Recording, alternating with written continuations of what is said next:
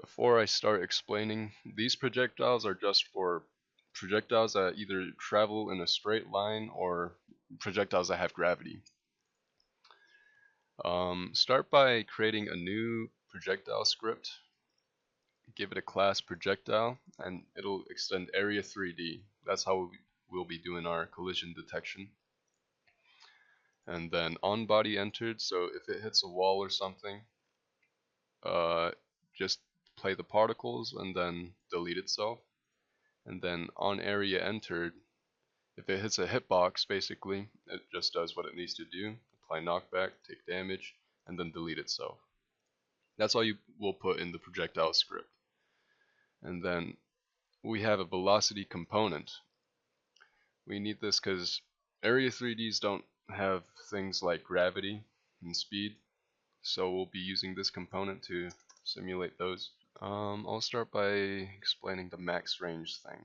So if we don't check the max range for the projectile, it'll just keep going on forever if we like shoot it into the air, and that'll slowly take up processing power. So this is just checking every 4 frames if the projectile has exceeded the maximum range and then deletes itself. This function, facing velocity, this is well, it's what it sounds like. It just faces the direction it's going in. So for arrows, you would want it to arc in the direction it's going, right? But let me show you an example what that just looks like. So the bullets start like parallel to the ground, but as they reach the end of their peak, they start tilting down, and that just helps to make your projectiles look less goofy. For applying gravity, we decrease the Y position by current gravity times delta, but we have to start increasing current gravity because well, the longer something's airborne, the faster it should start falling down.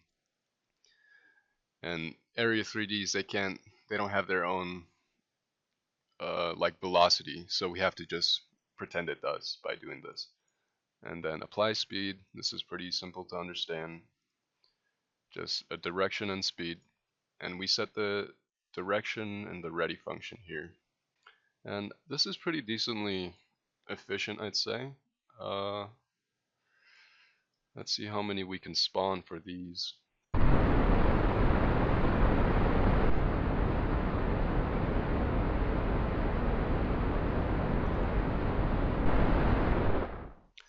So we were spawning like 100 bullets per second, and we only dipped down to 60 frames.